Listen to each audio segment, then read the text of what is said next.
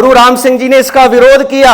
सदगुरु राम सिंह जी ने भारतवर्ष में पहली बार एक ऐसा कदम जिसका नाम था बाईकाट ना मिल वर्तन लहर गुरु राम सिंह जी ने चलाई, जो महात्मा गांधी ने 50-60 साल बाद जिसका अनुसरण किया। सदगुरु राम सिंह जी ने कहा कि अंग्रेज की ट्रेन पर नहीं चढ़ना, अंग्रेज की बनाई हुई सड़क पर नहीं चलना। सदगुरु राम सिंह जी के मानने वाले सिख अंग्रेज की बनाई हुई सड़क के किनारे जो वृक्ष लगे हुए हैं उनकी छाया में भी नहीं बैठते थे। जहां से अंग्रेज की नहर निकलती है वो अपने खेतों को अंग्रेज की नहर का पानी नहीं लगाते। जब गेहूं की फसल पक जाती है, नमी के कारण जो गेहूं के जो बालियां हरी रह जाती हैं वो उनको भी नहीं काटते थे। उनका यह मानना था कि इनको अंग्रेज की नहर का पानी लगा हुआ है। उन्होंने अंग्रेज के स्कूलों में अपने बच्चे नहीं पढ़ाए, उनकी कोर्ट का कचहरी का बाईकाट कर दिया। अब आप अंदाजा लगाइए कि 7 लाख उस पर जो खिजा आई हुई थी उसके ऊपर बसंत बहार लाने के लिए सदगुरु राम सिंह जी का प्रकाट्य हुआ। गुरु राम सिंह जी ने सबसे पहले महाराजा रंजीत सिंह जी की फौज में जाकर के नौकरी की। फौज के दौरान उन्होंने महसूस किया, उन्होंने देखा कि वो सिंह सरदार जिन्होंने संसार के लोगों से सलामें करवाई, आज वो गर्दनें अंग्रेज के आगे झुकी हुई हैं, आज वो हाथ अंग्रेज को सैल्यूट कर रहे हैं। गुरु राम सिंह जी ने अपने नेत्रों से देखा कि कैसे अंग्रेज ने लाहौर के शाही किले से वो केसरी निशान उतारकर उसके ऊपर अपना यूनियन जैक का झंडा लहराया, पर किसी ने कोई आवाज नहीं उठाई क्योंकि लोग गुलाम बन चुके थे। लगी कि कैसे गुरु राम सिंह जी को गिरफ्तार किया जाए। अंग्रेज सरकार ने पंजाब में जगह जगह पर कसाई खाने खोले हुए थे जहां पर गाय काटी जाती थी। सबसे पहला कसाई खाना कहां खोला गया, आप सुनकर के हैरान होंगे। सिखों का सबसे बड़ा धर्म का प्रतीक हरमंदिर साहिब घंटाघर के सामने कसाई खाना खोला गया। शरेआम गाय काटी जाती थी, कौवे और चील जो थी वो मांस की बोटियां हड्डियां लेकर के आकाश में उड़ती थी, वो हड्डियां सरोवर में गिरती थी। 49 नामधारी सिख शहीद हो गए। 50वां नंबर एक छोटा सा बच्चा 12 साल का उनके साथ आया हुआ था जिसका नाम है शहीद बिशन सिंह। आप सर्च करके देखिए गूगल पे वो कौन था। शहीद बिशन सिंह 12 साल का छोटा सा बच्चा तोप के सामने आकर के खड़ा हो गया। कावन की जो मेम थी उस बच्चे का मासूम चेहरा देखकर उसका दिल पिघल गया। मिस्टर कावन से बोली, माय डियर, ये छोटा सा बच्चा, इसको क्या पता है गुलामी और आजादी के बारे में, इसको थोड़ा सा पास बुला करके समझाइए, मान जाएगा आपकी बात। मिस्टर कावन बोला, ऐसे इसको छोड़ा नहीं जा सकता, ये बगावत करने वालों के साथ आया है। हां, एक तरीका है, इसको छोड़ा जा सकता है अगर ये लिख करके दे दे कि मैं यूनियन जैक का वफादार बन के रहूंगा, मैं गुरु राम सिंह का सिख नहीं हूं। जब मुगलों का राज था, आज भी हमारे कोर्ट में वकील काले कपड़े पहनकर क्यों जाता है? उनके समय में जो फरियादी जाता था बादशाह के दरबार में उसको एक काले रंग का चोगा पहनाया जाता था, तब वो फरियाद करने के लिए बादशाह के दरबार में जाता था। और वही प्रथा आज तक हमारे देश में चली। यार औरंगजेब, तेरी नीली और काली मक्खी रंग वाली फौजों ने हमारे ऊपर हमला किया। नीली और काली मक्खी रंग वाली, उनके कपड़े नीले और काले थे जिन्होंने हमारे ऊपर आकर के हमला किया, हमारी संस्कृति को लूटा, बर्बाद किया।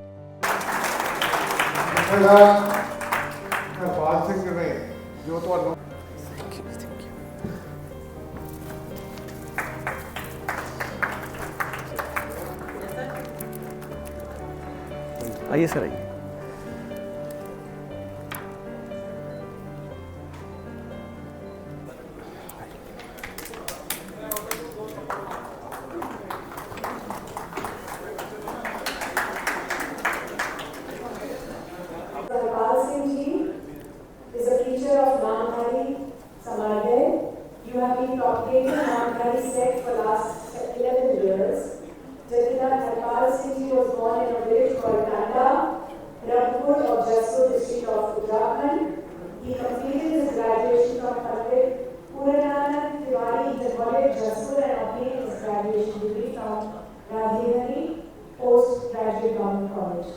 In 2013, he left home completely and went to Sri Bheni Sahib Gurudwara, started Prachar Kisan of Kuka movement.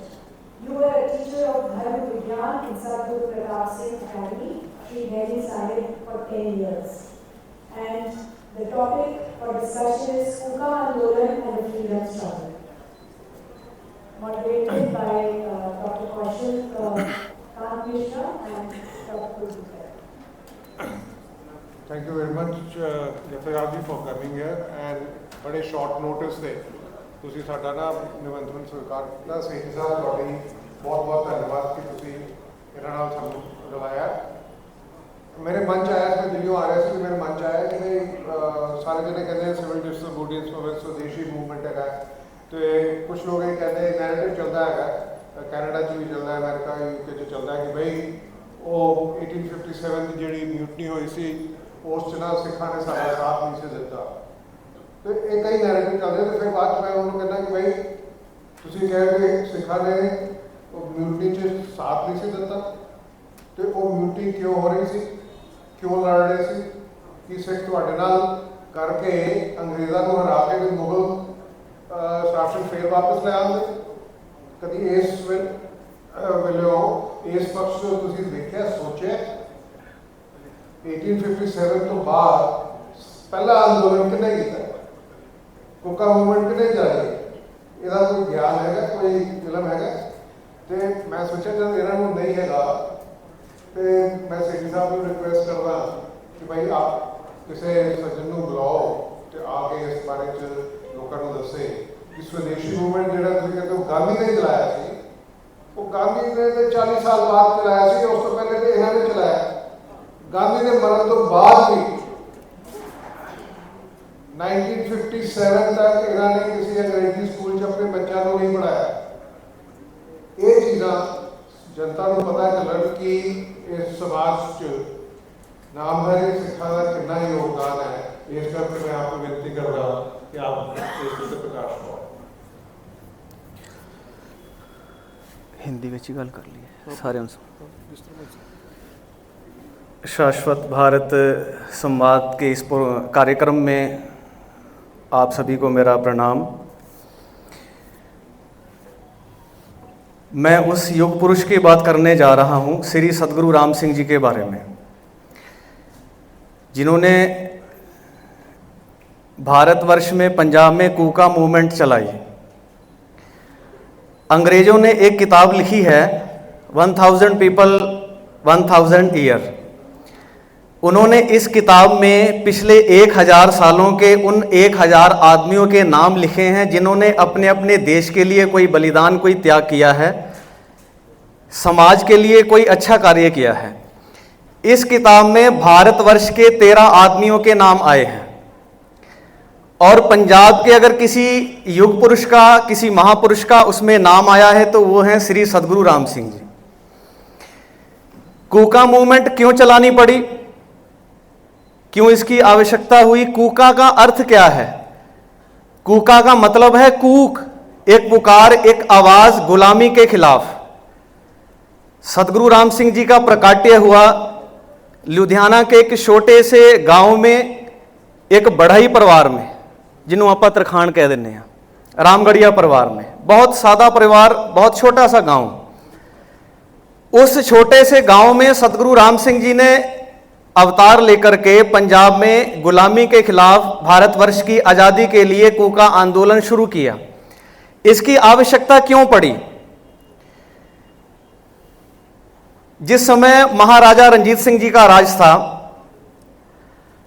महाराजा रणजीत सिंह का राज ऐसा राज था जिसके राज में एक भी सांप्रदायिक दंगा नहीं हुआ। आप इतिहास खोलकर पढ़ें, हिंदू और मुसलमान महाराजा रणजीत सिंह के राज में दोनों प्रेम से रहते थे। महाराजा रणजीत सिंह का राज एक ऐसा राज था जिसके राज में काबुल के पठान और उसके प्रताप के आगे, उसके तेज के आगे काबुल के पठान और अंग्रेजों की आंखें चुंधिया जाती थीं। महाराजा रणजीत सिंह एक ऐसा राजा था जो रात को अपना भेष बदल करके अपनी प्रजा में विचरण करता था कि मैं देखूं कोई दुखी तो नहीं है। उसने अपने राज्य में गौ हत्या पर टोटल पाबंदी लगा रखी थी। गौ हत्या करने वाले को मौत की सजा दी जाती थी। जिस समय 27 जून 1839 को महाराजे की मौत होती है, उसके बाद पंजाब की राजनीतिक प्लेटफॉर्म पर एक खूनी ड्रामा खेला जाता है।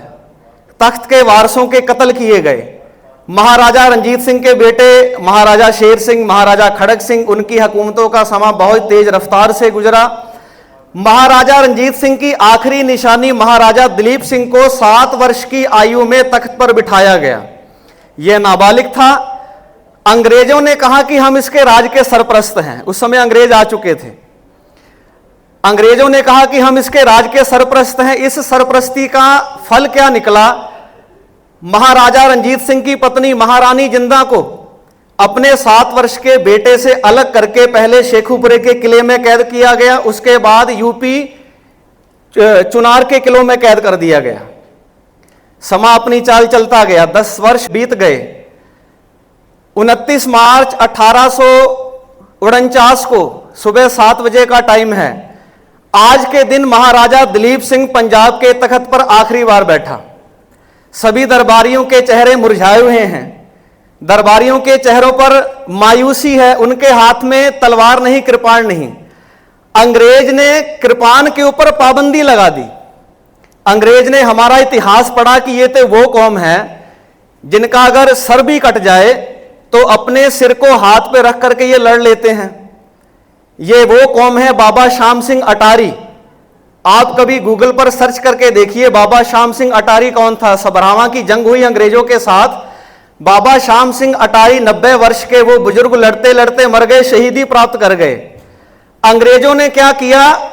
जब जहां उनकी लाश पड़ी हुई थी, उनके हाथ अकड़े हुए थे, उनकी उंगलियां काट करके उनकी कृपाण को अपने देश इंग्लैंड में ले गए। आज भी उनकी कृपाण, उनकी तलवार अंग्रेजों ने अपने म्यूजियम में रखी हुई है कि अपने देश के नौजवानों को दिखाएंगे कि पंजाब के भारतवर्ष के सूरमे योद्धा कैसे लड़ते हैं।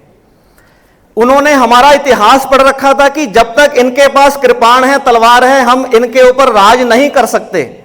सबसे पहले तलवार के ऊपर पाबंदी लगाई गई। इसलिए सदगुरु राम सिंह जी ने, हमारे गले में कृपाण नहीं होती नामधारियों के, हमारे कंघे में छोटी कृपाण है। सदगुरु राम सिंह जी ने हमारे कंघे में एक छोटी कृपाण अटैच की हुई है, क्योंकि उस समय कृपाण के ऊपर पाबंदी थी। एक्ट बना दिया था अंग्रेज ने कि किसी भी पंजाबी के पास, किसी भी भारतवर्ष के किसी भी नौजवान के पास कृपाण तलवार नहीं रहेगी। अंग्रेज के जो चापलूस थे, जो उसके वफादार थे, उनके पास वो कृपाण तलवार होती थी। दरबारियों के जो हाथ हैं वो हथियारों से खाली थे। सर हेनरी लॉरेंस और एलियट साहब दरबार में आए। सभी ने उठ के उनका स्वागत किया। एलियट साहब ने दरबार में एक कागज का टुकड़ा पढ़कर सुनाया कि आज के बाद पंजाब को अंग्रेजी शासन में शामिल किया जाता है। इस ऐलान को सुनकर के सभी दरबारियों के सीनों में काती फिर गई। दीवान दीनानाथ ने उठ करके इस ऐलान का विरोध करते हुए कहा कि जैसे फ्रांस के हार जाने पर फ्रांस उसके असली वारिसों को सौंप दिया गया था, इसी तरह से पंजाब भी उसके असली वारिस महाराजा दिलीप सिंह को सौंप देना चाहिए। एलियट साहब ने डांटते हुए कहा कि चुप करके बैठ जा, नहीं तो तुझे काले पानी भेज दिया जाएगा। एक कागज का टुकड़ा महाराजा दिलीप सिंह के सामने रखा गया। महाराजा दिलीप सिंह ने बहुत जल्दी से उसके ऊपर अपने हस्ताक्षर किए। हस्ताक्षर करने की देर थी, पंजाब की आजादी का सूरज गुलामी के अंधेरे में छिप गया। इसके बाद क्या हुआ?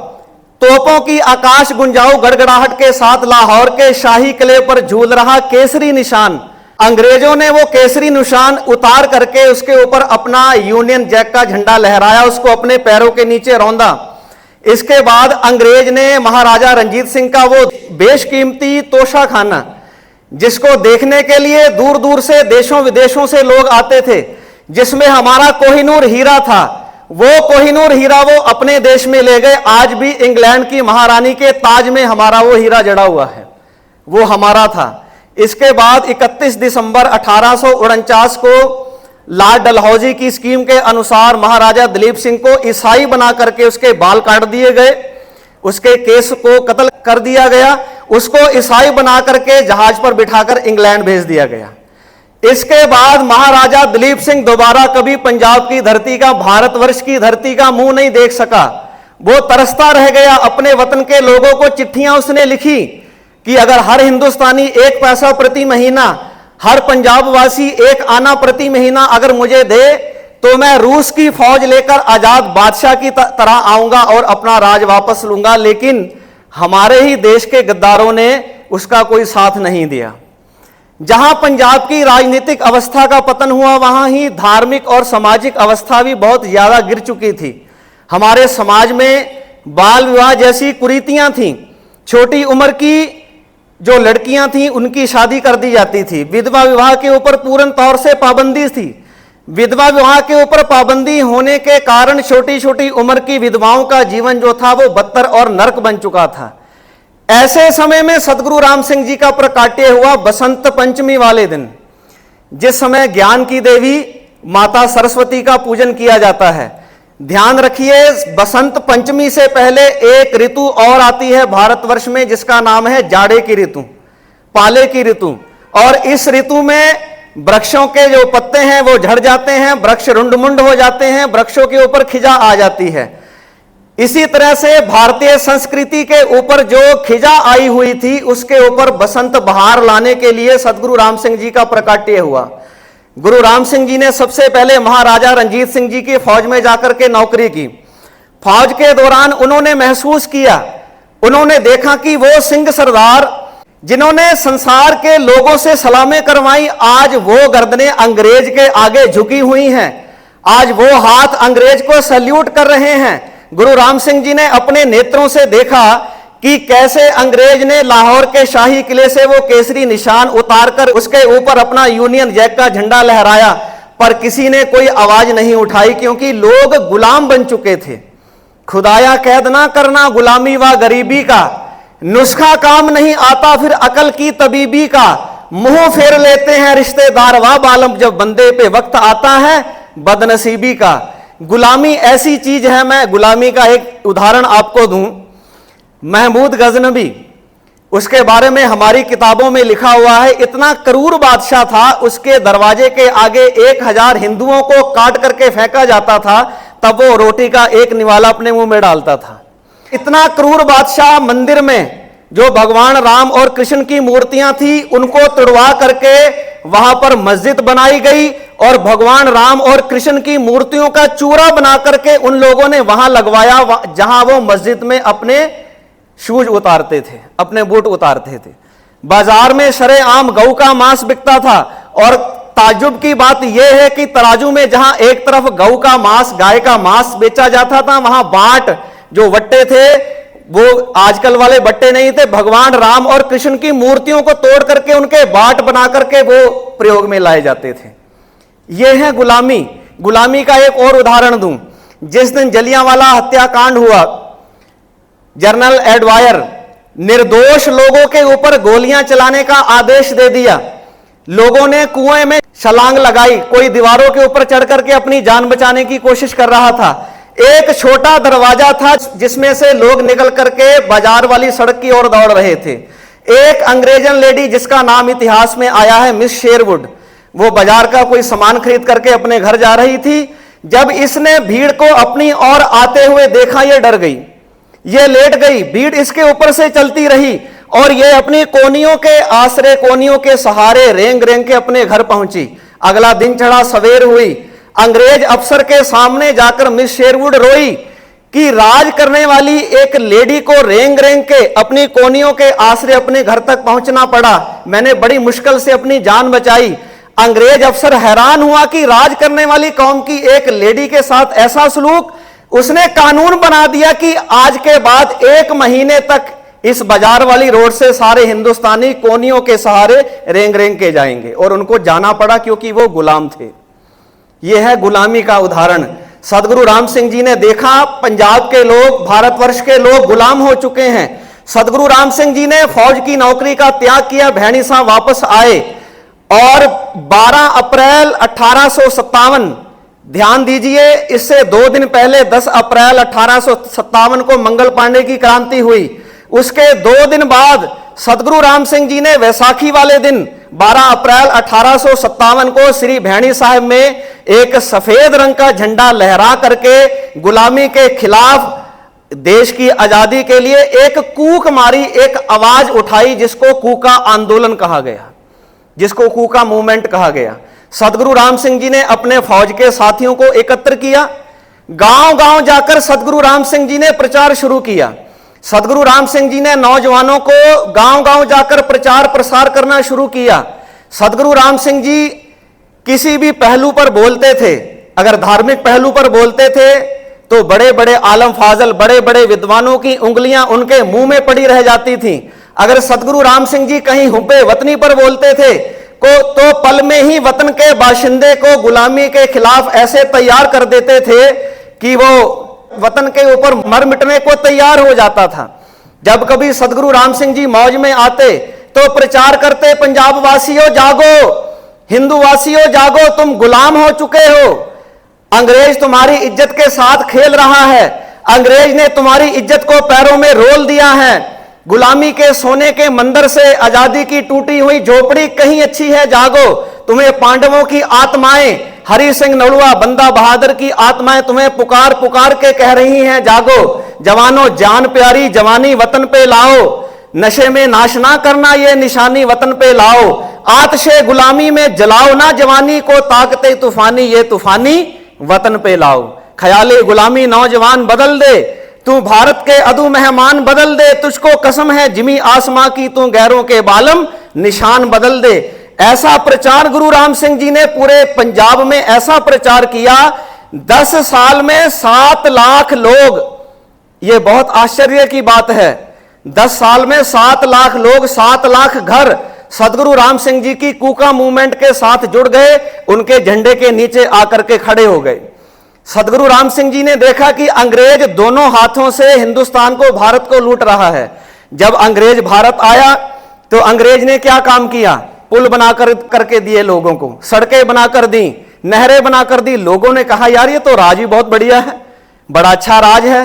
जब भी किसी कौम को, किसी देश को गुलाम बनाना हो, वहां के लोगों को फ्री की सहूलतें आप देनी शुरू कर दीजिए, जैसे आजकल की सरकारें करती हैं, आटा दाल स्कीम चला दी, सिलेंडर फ्री दे दिया। कभी किसी ने सुना है शिक्षा फ्री दी किसी ने? एजुकेशन फ्री करिए आप, ये कभी नहीं करेंगे, क्योंकि इनको पता है जब हम शिक्षा को फ्री कर देंगे तो हमारा राज नहीं चलेगा, हमारी कौन सुनेगा। फ्री की सहूलतें दी गई, लेकिन सदगुरु राम सिंह जी ने अंग्रेज की नीति को परख लिया। अंग्रेज जब आया सबसे पहले बंदरगाहों पर कब्जा किया। अंग्रेज अपने आदमी बहुत थोड़े से लेकर के आया, हमारे ही आदमी फौज में भर्ती किए और हमारे ही आदमियों से हमारे ही आदमी मरवा दिए। कितना चालाक था अंग्रेज। लेकिन सदगुरु राम सिंह जी उसकी इस नीति को भांप गए।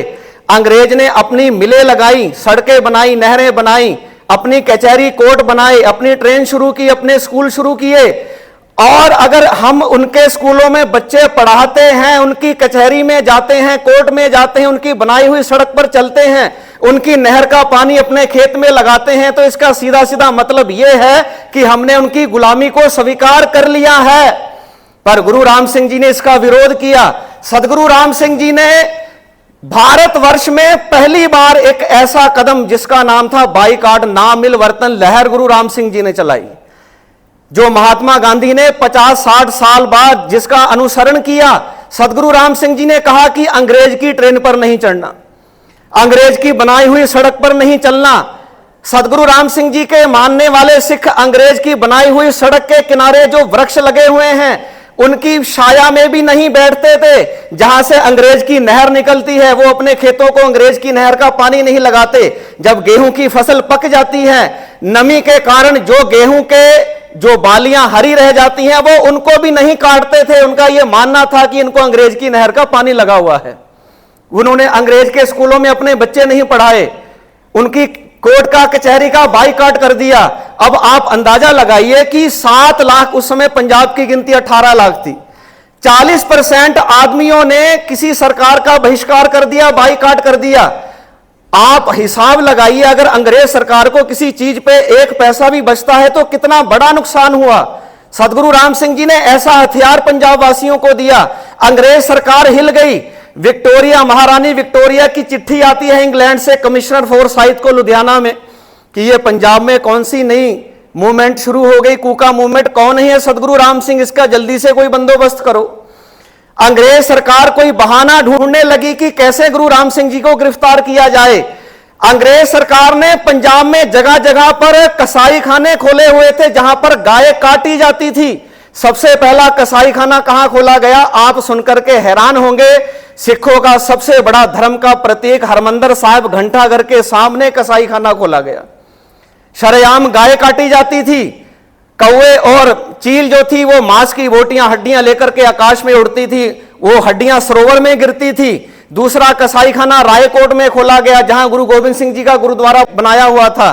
तीसरी जगह मलेरकोटला में जहां मुसलमान रहते थे, बड़ी जगह में बड़ी मात्रा में भारी मात्रा में रोजाना गौओं का कत्ल हो रहा था, गौएं मर रही थी। ध्यान दीजिए, जब गौएं ही ना होंगी तो बैल कहां से आएंगे और खेती कहां से होगी। अंग्रेज बहुत चालाक था, खेती को खत्म करना चाहता था। गाय कटवा करके गाय का मांस बीफ जो है अपने देश में निर्यात कर रहा है, दोनों हाथों में उसके घी है, दोनों हाथों से भारत को लूट रहा है। सदगुरु राम सिंह जी को मानने वाले 240 के करीब नामधारियों ने, कूकों ने जाकर के मलेरकोटले में गायों को छुड़वाया, कसाईयों को मारा और इन नामधारियों को 80 नामधारियों ने, जिनमें से 14 नामधारी जो हैं जब वो कसाईयों को मारने गए वहां पर शहीद हुए और 66 नामधारियों को मलेरकोटला में तोपों के आगे शहीद कर दिया गया। 7 तोपें भिड़ी गई थी। जब पहला जत्था तोपों के सामने आकर के खड़ा होता है, अंग्रेज मिस्टर कावन, लंबी दाढ़ी थी उसकी बहुत, पादरी था, बोला कि तुम तोप के आगे जो है पीठ करके खड़े हो। सरदार हीरा सिंह, सरदार लहणा सिंह बोले नहीं, हम तोप के आगे अपनी छाती तान कर खड़े होंगे और हर गोले के साथ सत श्री अकाल का जकारा गजाएंगे। तोप चलाई गई, 3 बार तोप नहीं चली। अंग्रेज का यह कानून है कि जब 3 बार तोप नहीं चलती और चौथी बार तोप नहीं चलाई जाती, मुलजिम को रिहा कर दिया जाता है। जब 3 बार तोप नहीं चली तो सरदार हीरा सिंह कहते हैं, अंग्रेज अब मेरे सदगुरु राम सिंह जी का हुक्म आ गया है, तेरे कानून को झूठा करना था, तू झूठा हो चुका है, अब तोप चला, अब तोप चलेगी। तोपें चलती रहीं, साथ साथ करके 49 नामधारी सिख शहीद हो गए। 50वां नंबर एक छोटा सा बच्चा 12 साल का उनके साथ आया हुआ था, जिसका नाम है शहीद बिशन सिंह। आप सर्च करके देखिए गूगल पे वो कौन था। शहीद बिशन सिंह 12 साल का छोटा सा बच्चा तोप के सामने आकर के खड़ा हो गया। कावन की जो मेम थी उस बच्चे का मासूम चेहरा देखकर उसका दिल पिघल गया। मिस्टर कावन से बोली, माय डियर, ये छोटा सा बच्चा, इसको क्या पता है गुलामी और आजादी के बारे में, इसको थोड़ा सा पास बुला करके समझाइए, मान जाएगा आपकी बात। मिस्टर कावन बोला, ऐसे इसको छोड़ा नहीं जा सकता, ये बगावत करने वालों के साथ आया है। हां, एक तरीका है, इसको छोड़ा जा सकता है अगर ये लिख करके दे दे कि मैं यूनियन जैक का वफादार बन के रहूंगा, मैं गुरु राम सिंह का सिख नहीं हूं, मैं गलती से इनके साथ आ गया हूं। ये 3 बातें अगर ये लिख करके दे दे तो हम इसको छोड़ देंगे। सिपाही शहीद बिशन सिंह के पास गया, सारी बात समझाई। वो छोटा सा बालक 12 साल का उस सिपाही से बोलता है कि मैं कावन के कान में कुछ कहना चाहता हूं। कावन बहुत खुश हुआ कि इतने सारे सिखों में शहीद होने वालों में मैं किसी एक को तो बहलाने में फुसलाने में कामयाब हो गया। कावन पास गया, अपने कान नीचे की, उसकी बहुत लंबी दाढ़ी थी, पादरी था। उस छोटे से बच्चे ने 12 साल के शहीद बिशन सिंह ने उसकी दाढ़ी को पकड़ करके ऐसा झटका मारा, वो नीचे गिर गया। शहीद बिशन सिंह बोला कि दोबारा कहेगा कि मैं गुरु राम सिंह का सिख नहीं। उस शहीद बिशन सिंह के दोनों हाथ काट करके उसकी दाढ़ी को छुड़वाया गया, उसके टुकड़े करके उसकी माता की झोली में डाल दिए गए। ऐसी कूका मूवमेंट 66 नामधारियों को तोपों के आगे शहीद किया गया। 17 जनवरी 1872 को 18 जनवरी 1872 को सदगुरु राम सिंह जी को शाम के समय कर्नल बेली फौज लेकर के श्री भैणी साहब में आता है और आकर के कहता है कि बाबा साहब, तुम्हें लुधियाने में बड़े अफसर ने याद किया है। सदगुरु राम सिंह जी मुस्कुराए, कहने लगे, मुझे तो पहले ही पता था कि तुम मुझे लेकर के जाओगे। सदगुरु राम सिंह जी के ऊपर वो जो मलेरकोटले में घटना हुई उसका दोष लगा करके सदगुरु राम सिंह जी को जलावतन करने का आदेश दे दिया गया। सदगुरु राम सिंह जी एक बैलगाड़ी के ऊपर सवार होकर के बैठ गए, उनके 2-4 सेवक बैठे। सदगुरु राम सिंह जी ने अपने ऊपर एक काले कपड़े को ओढ़ लिया।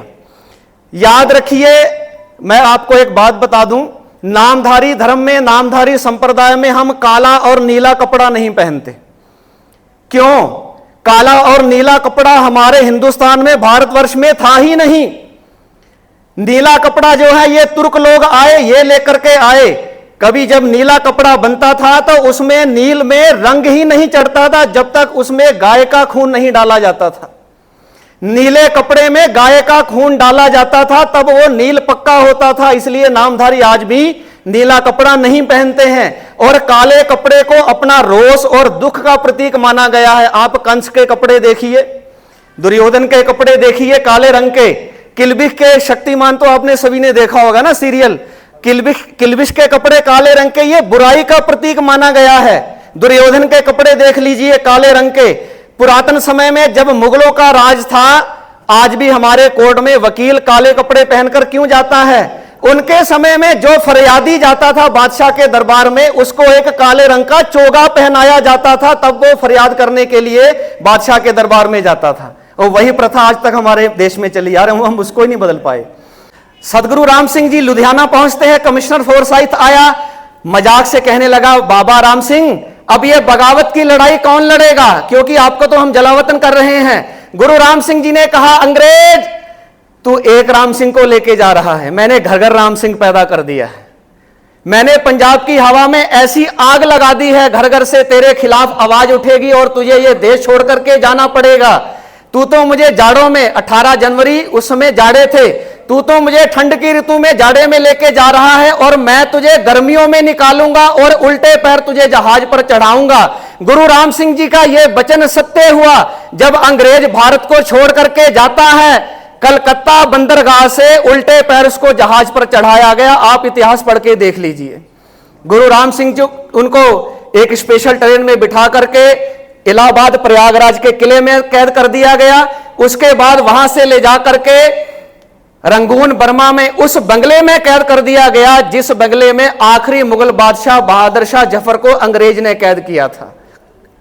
यह कूका मूवमेंट सदगुरु राम सिंह जी श्री भैणी साहब से जाते वक्त ये कहकर गए थे, जो हमारा मानना है, जो हमारा इतिहास कहता है कि मैं इसी देह में वापस आऊंगा, अंग्रेज मुझे मरा हुआ कहेगा, लेकिन तुम इस बात पर यकीन नहीं करना, मैं इसी देह में वापस आऊंगा, पर मैं आऊंगा कब? जब रूस पंजाब में आएगा। यह हमारी 100 साखी में गुरु गोविंद सिंह जी ने लिखा हुआ है कि जब रूस का आना तय है, उसने आना ही है, आज नहीं तो कल आएगा, रशिया ने आना ही है। सदगुरु राम सिंह जी ये लिख कर गए कि जब रशिया आएगा, जब रूस आएगा, उसके आने पर मैं अपने आप श्री भैणी साहब आ जाऊंगा। यहीं पर मैं अपनी वाणी को विराम देता हूं। कूका आंदोलन के साथ में एक छोटी सी बात और, शाश्वत भारत की यहां बात हो रही है। सिखों में जितनी भी संप्रदाय हैं, नामधारी संप्रदाय एक ऐसी संप्रदाय है जहां पर सनातन धर्म को फॉलो किया जाता है। हम शौच करने जाते हैं तो उसके बाद अपने हाथों को, सेठी जी बैठे हुए जहां देहरादून में रहते हैं, इनके बाथरूम में जाइए, राख रखी हुई है, मिट्टी रखी हुई है हाथ मांजने के लिए। शौच के बाद 5 बार हाथों को मांजा जाता है, पैरों को मांजा जाता है। अपने बालों में भी रोज जब हम स्नान करते हैं, सने केशी स्नान किया जाता है। हमारे यहाँ चंडी का, जो गुरु गोविंद सिंह जी ने चंडी की वार का पाठ लिखा है 10वें ग्रंथ में, उस चंडी की वार का पाठ करके हवन किया जाता है। सभी सिख संप्रदायों में केवल और केवल नामधारी संप्रदाय ऐसी है जो अग्नि के आले द्वाले फेरे लिए जाते हैं। हमारे यहां अग्नि के, आम सिख संप्रदायों में गुरु ग्रंथ साहब के आले द्वाले फेरे लिए जाते हैं, लेकिन हमारी संप्रदाय ऐसी है जहां पहले चंडी का पाठ करके हवन किया जाता है और उसके आले द्वाले फेरे लिए जाते हैं और गुरु रामदास जी द्वारा उच्चारण की हुई जो लाभ है उसका एक तरफ गुरु ग्रंथ साहब जी का प्रकाश करके वहां से लाभ उच्चारण की जाती है। ये आप कभी भैणी साहब में आइए, वही पुरातन मर्यादा जो सतयुग की ऋषियों मुनियों वाली जो मर्यादा थी वो आज भी आपको वहां पर देखने को मिलेगी। सबसे बड़ी बात, हमारे यहां जो अखंड पाठ होता है, कोई भी धार्मिक अनुष्ठान होता है, उसमें नल का जल और टूटी का जल उसमें प्रयोग नहीं किया जाता। हमारे यहां कुएं का जल और नहर का जल उसका प्रयोग किया जाता है।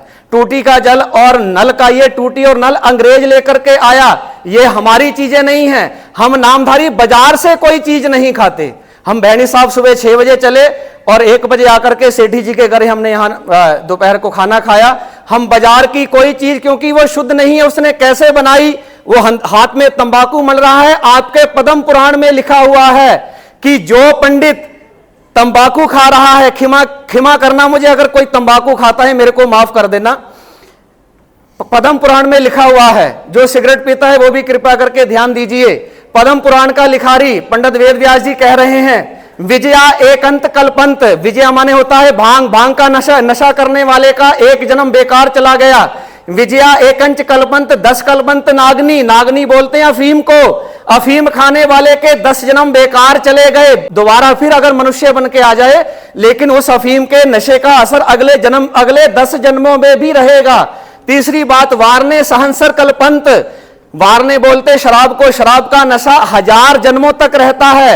और पंडित वेद व्यास, महर्षि वेद व्यास बोल रहे हैं, तुम्मर पानंग असंख्यान विद्यते। तंबाकू का नशे का तो पता ही नहीं है कितने जन्मों तक असर रहता है। इसलिए नामधारी संप्रदाय में चाय नहीं पी जाती है, क्योंकि चाय में तंबाकू की पुठ दी जाती है उसको कड़क करने के लिए। इसलिए हमारे यहां चाय का प्रयोग भी नहीं किया जाता है। धन्यवाद। सत श्री अकाल। ਹਰਪਾਲ ਸਿੰਘ ਨੇ ਜੋ ਤੁਹਾਨੂੰ ਗੱਲਾਂ ਦੱਸੀਆਂ, ਤੁਹਾਡੇ ਸਾਹਮਣੇ ਜੋ ਸਾਂਝੀਆਂ ਕੀਤੀਆਂ, ਉਹ ਬੜੀਆਂ ਅੱਛੀਆਂ ਗੱਲਾਂ।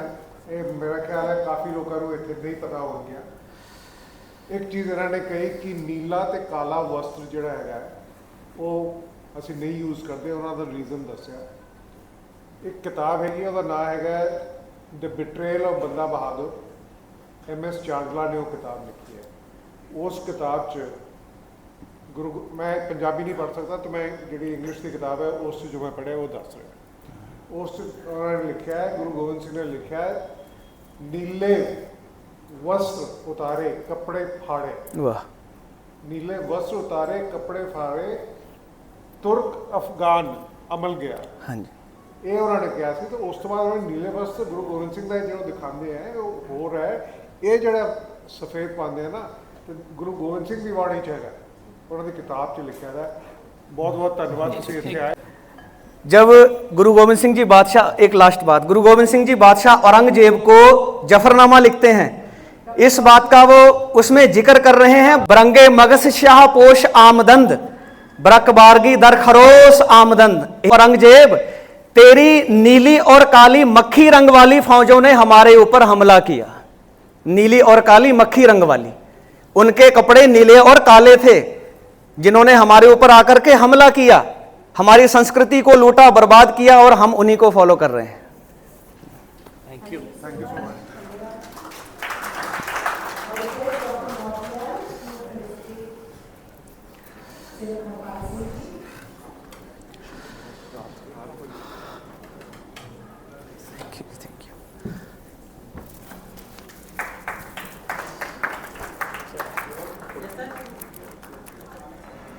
आइए सर, आइए।